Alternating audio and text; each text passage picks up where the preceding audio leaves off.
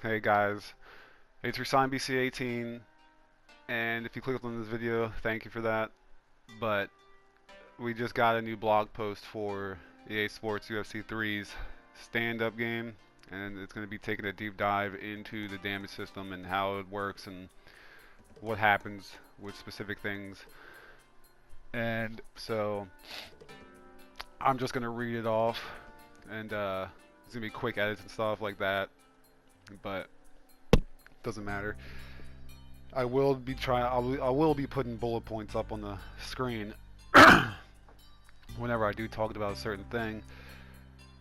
And yeah, let's get right into it. All right. So the first thing we got, and we're talking about the damage system. The damage system is the damage system in EA Sports UFC 3 is completely different from its predecessors. Strikes will now deal considerably more damage, and the actions that you perform carry a very real risk due to the new vulnerability system. In order to survive and best your opponent, it is important to understand how the damage system works.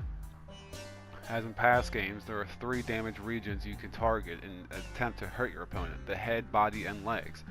Each of these damage regions have unique properties which distinguish them from the others, and understanding each is vital in strategizing your attack.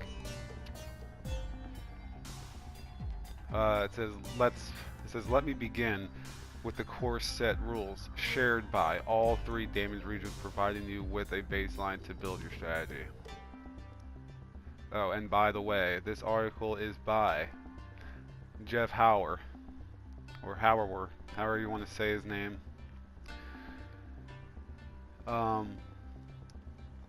So it says, you will see a damage meter show up for each of these regions. If you manage to land enough damage to fully drain one of those meters, you will cause your opponent to be knocked down. How much damage you inflict on that final blow, relative to how much health your opponent has left, will determine how severe the knockdown is. So there are 4 levels of knockdowns. First level, we got active knockdown. The severe knockdown is the active knockdown. Or no, not the severe. The least severe knockdown is active down, which is new to UFC 3. This is where your opponent gets stunned enough to lose balance and fall, but is able to quickly and automatically recover and get back to their feet. So yeah, that's pretty cool. That's a quick recovery and allows you to get back to your feet. So that's basically all it is.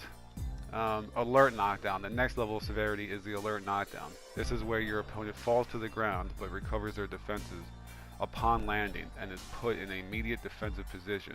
If you attack someone in this state, you will enter their ground or enter their guard and start fighting on the ground. So that's a hard knockdown basically.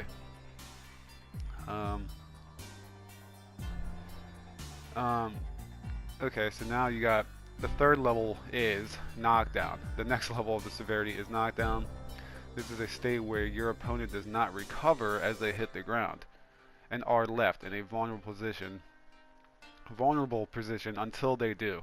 If you attack your opponent in this state, you will have an opportunity to finish the fight in a dominant ground and pound position, either by throwing strikes or by attempting one of the new finish the fight submissions. If your opponent manages to survive a knockdown from this state, you are still left in a dominant ground position from which to work.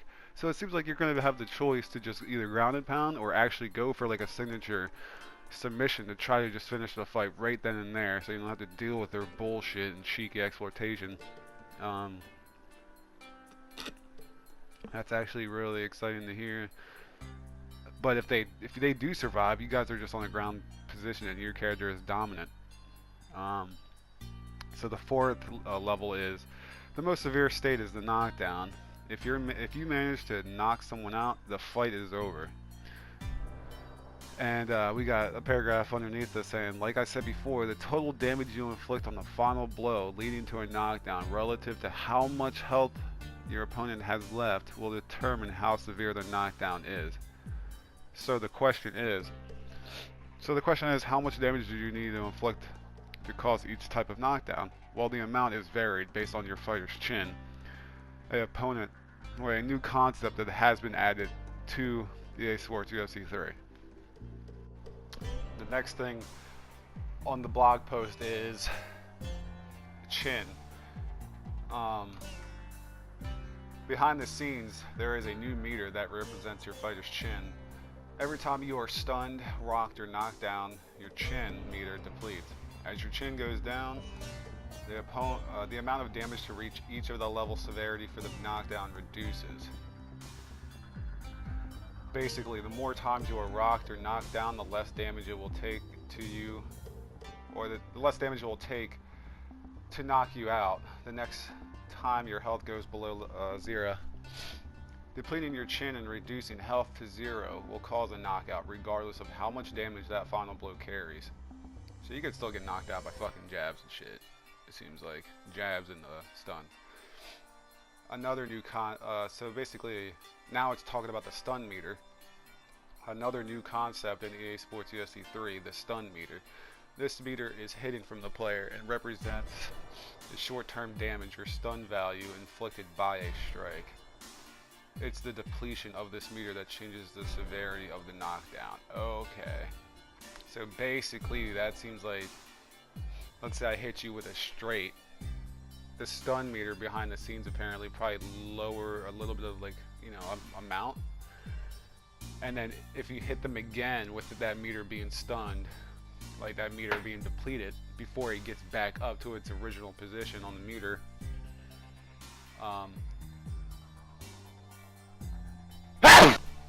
anyway, when that meter gets to a certain point, or it's lowered on the stun meter, if you get hit by a significant strike or something with that meter being lowered, there's more of a chance of you getting knocked down. Allergies? Anyway, I was saying, imagine a meter, okay? Let's say the stun meter gets lowered by half of that. Then there's like this highlighted, transparent part of that meter. And I feel like once that gets lowered and someone hits you with a strong attack while that's recharging up the meter, like while it's going up and you get hit, it stuns you even more, but also you take a lot more damage than what you would if that meter was filled back up to your health for that part, I guess.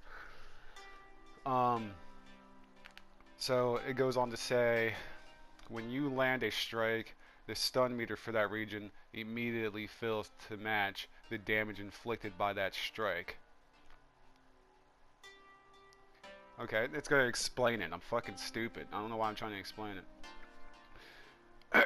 When you land a strike, the stun meter for that region immediately fills to match the damage inflicted by that strike. Okay. However, it drains very quickly. Once the stun value reaches a threshold, you will rock your opponent, and their health will no longer regenerate. Okay. I'm having just trouble because there's so much here. They will start to throw ineffective strikes, and their movement will be hampered. It's the perfect time to move in and finish your opponent. High stun values can be achieved in one of two ways. Either by landing multiple strikes in a quick succession, like UFC 2. Oh my god. Which I really hated, having to land like 5 strikes in a row before I can just immediately get rocked by a slip. Typically by landing strikes in a combination, or by increasing the damage of a single strike by landing a strike when your opponent is vulnerable. Okay, at least you have some control of actually rocking your opponent now. So now it moves on to vulnerability.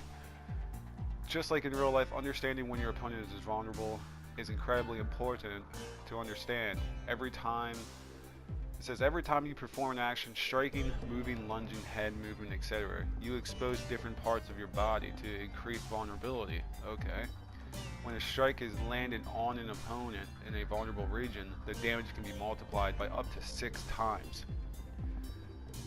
Just like with knockdowns, there are multiple states of vulnerability. Okay, so this is what happens when you're standing still. When standing still, you are naturally more vulnerable on the open side of your stance. and are naturally more vulnerable on the side of your liver, right side of your body. Landing a strike to the open side or the liver, and you'll do more damage. Now we're on the moving. When you move forward, you will naturally make your body, head, and legs vulnerable to attacks. Okay. Side to side. Moving from side to side or throwing a side moving attack will open the side you are moving towards. Every strike you throw comes with some risk due to the way it opens up your body. The amount of the vulnerability tied to a strike depends on the damage that strike causes. The bigger the reward for landing a strike, the higher the vulnerability risk. Example, throwing a punch with your rear right hand leaves you exposed on the left side of your head as your body moves with the action. Okay, so that's sick. So if you think someone's gonna, throw a right hook, that you throw it from this point, you get fucking rocked. That's basically a lot of damage being dealt. So the next thing we're talking about is ducking. Any strike that ducks, example, body punches and overhands, carries extra vulnerability on the bottom of the chin, leaving you particularly susceptible to uppercuts and knees. So that's what I've been fucking wanting since UFC 2, okay? There's been so many times where some guy thinks I'm gonna hit him in the body or do a fucking high kick, and I do a fucking knee, and he just eats it. His head's like this. He's ducking, he's like, I don't know. I'm so glad that they're addressing that. Next thing we got are kicks. Kicks and various jumping / spinning attacks have varying vulnerability that generally follows the movement of the fighter's head. Okay. Next thing we got is blocking. You are left vulnerable to the body anytime the arm on the side of the body is raised, leaving the body exposed. Okay. I'm sorry if you can hear my dumbass dog, but my brother and his girlfriend are here for Thanksgiving. I wanted to get this video out so I don't have to worry about it. Don't judge me about being a dick, okay? So we got legs. Anytime a step is being taken, the leg becomes vulnerable. This is amplified when the character is moving forward. Jesus, okay. Understanding vulnerability and predicting your opponent's attacks gives you an opportunity to finish the fight in a single well-timed strike, just like inside the octagon.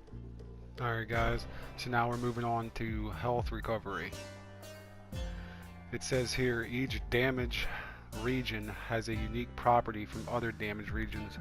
Just like many other aspects of the game, the health recovery system has completely changed in UFC 3, giving each region its own defining characteristics. And then it shows it's going to talk about the head. Your opponent's head is typically the highest of all damage regions. However, the head health recovers faster than all other regions. It's important to understand that the health recovery of the head is non-linear, meaning it recovers faster the lower the current health is. There are 3 strategies to employ when finishing your opponent this way. The first way is short-term strategy. Land unblocked strikes in quick succession, or time a strike based on your opponent's vulnerability to drive health down quickly, forcing a knockdown. The second strategy is maintain a steady assault on the head region to keep the health at moderate level before timing a big attack to deplete their health meter. Long-term strategy. Chip away at their long-term health over multiple rounds until their health cannot regenerate to as high a level to as a high value, making it easier to mount a significant attack. It is important to note that landing strikes when your opponent has low current health depletes more long-term health. So a slow and steady, well-timed assault can really pay off in later rounds. All three strategies are viable, and a successful fighter will typically employ a combination of all three. Okay, so the body. Body damage is usually not as high as the head. However, body damage does not regenerate as quickly. Strikes to the body also deplete both short-term and long-term stamina. The lower the short-term stamina of your opponent, the more long-term stamina and health is depleted if you land a body strike. This means that the perfect time to land a body kick is immediately after you have successfully defended a flurry thrown by your opponent when they are low on stamina. So thank God, man. I'm really glad that it seems like they're going to be focusing on this stamina more than they did in UFC 2. God, let's see. On the legs damage. Leg damage is the lowest of the three. However, leg health does not regenerate at all, making leg attacks the ultimate long-term strategy. If you catch someone in a vulnerable state, you will do big damage that will never heal. There is a risk to this though, as checked leg kicks deal back considerable damage. So you can't just fucking spam anymore. You actually, if you get your leg checked, you're taking that damage instead.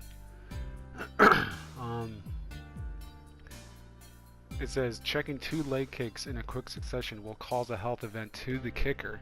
As your leg health decreases, the amount of power you generate with your own attacks will decrease. You guys have no idea how excited I am to see this.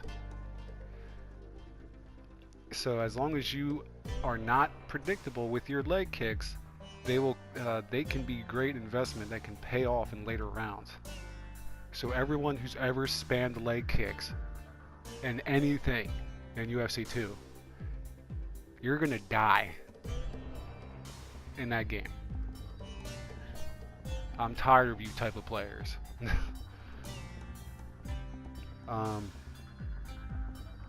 As with everything, a balanced attack between head, body, and legs can be very effective. But if your opponent ignores one of those regions, or one of the regions defensively, exploiting that can end the fight quickly. Stamina system. The first thing to understand with the new stamina system is that the amount of damage a strike will deal is reduced greatly as the stamina of the striker is reduced. This means that the most effective way to strike is to throw a combination. Wait until your stamina has fully regenerated and throw another combination. This ensures you land the maximum damage with each strike. That's good. When your stamina is low, you are also more vulnerable. This means that not only do you do less damage with low stamina, but you also put yourself at higher risk to vulnerability when striking with low stamina. I don't understand how they couldn't get this in the second one. I mean, this is what, like, this was in other UFC games. Like, seriously. Like, I'm sorry if I say the word like and that annoys you. I'm talking to you, Joe Rogan. If you ever see this. Every strike thrown costs you stamina. The lower your stamina than you strike, the more long-term stamina is drained. Strikes that land cost less stamina than strikes that miss. Strikes that are evaded by your opponent cost even more stamina. Damn.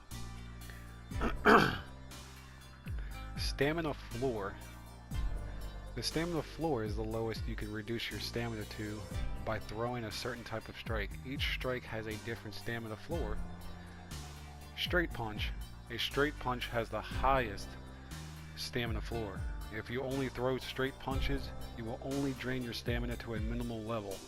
If your stamina happens to be below that level, throwing straight punches will still allow your stamina to regenerate to that level. Hooks and uppercuts. These two strikes have a lower stamina level or a lower stamina floor than straights, but still won't allow your stamina to fully drain. Another, where it says other, I mean, all other strikes have no stamina floor, so throwing them in abundance can leave you fatigued and your vulnerability extremely high and your strikes extremely slow. As your long-term stamina depletes, the stamina floor for all strikes drops until they eventually hit 0. This makes managing your long-term stamina incredibly important. Oh my god, are they gonna have like Fight Night type regeneration in between rounds? Because this section says stamina regeneration between rounds. You will be given a fixed amount of stamina in reserve at the beginning of the fight based on your endurance rating. When a round ends, you can draw up to 50% of that stamina to use for the next round. This means if you use too much stamina in the early rounds, you won't have enough stamina left in reserve to regenerate anything of the significance for the later rounds. This makes stamina management much more critical in EA Sports UFC 3 as compared to its predecessors, and is a key factor to consider when building your strategy. Stopping power. Oh no, are they bringing that dumb jabbing shit back? If you don't know what I'm talking about, it's where someone can hit you 3 times with straights and hooks, or no, straights and jabs, and your character's just sitting there like, you know, it's kind of ridiculous. A new concept introduced into EA Sports UFC 3, which is vital in understanding the role of each strike in your arsenal, is the concept of stopping power. This is the ability of stopping an opponent mid-fight by landing and dealing damage with one strike of your own. The bigger the stopping power value, the later in the trajectory you can land and still shut down your opponent's attack. If 2 strikes land very close to each other in time, stopping power is muffled, or no, not muffled, nullified,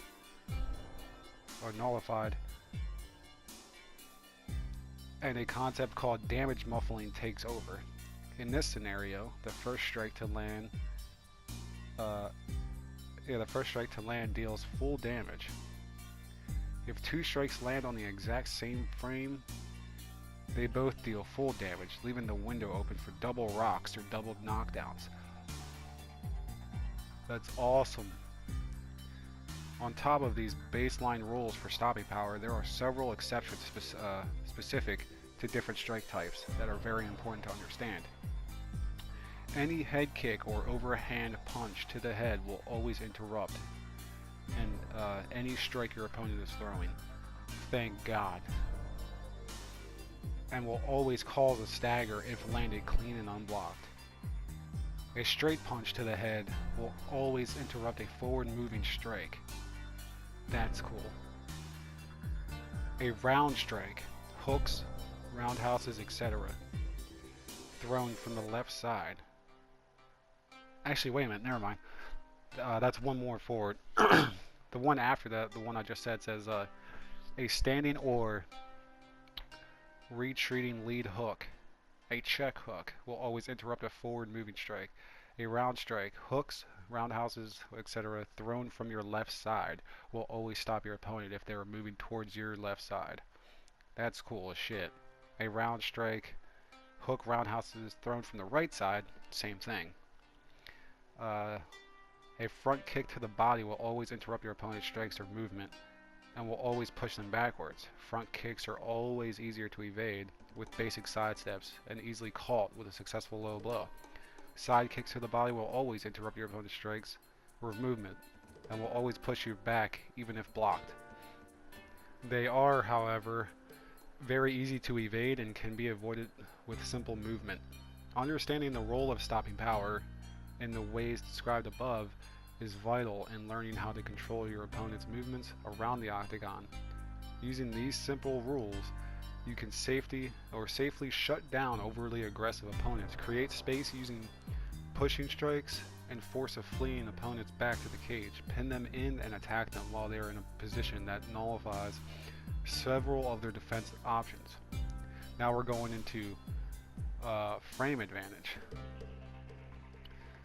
Now that you have a good understanding of the importance of stopping power and the role vulnerability plays in the damage system, it should be clear that landing a strike before your opponent can land theirs is key to successful attacks. That's why EA Sports UFC 3 introduces an all-new framework that controls the amount of time that it takes for each of the following to occur when a strike is thrown. Execution frames, or the number of frames from the time you press the button until it lands. So basically we're getting into frame data, which they won't have in there, but they're getting there. And this is basically where the basics of general fighting game knowledge comes. Each strike has different frame data, different recovery frames, different startups, and stuff like that. And it says right here, each fighter has different sets of combinations based on the strikes they can throw, and their skill and proficiency in various disciplines of martial arts. Some fighters also have unique combinations assigned only to them, making fighters in EA Sports UFC 3 much more unique and interesting to play with. Finally for that. The first step is to choosing your fighter and learning their combos. Go in practice mode with your fighter and learn their combos through the in-game menus and practice them. So they're actually trying to make this a legit fighting game. So you know, you need to rework the ground game a little bit more. I know you're adding stuff to it. The clinch needs to be reworked as well, but it sounds like you're doing a good job right now from what I'm hearing.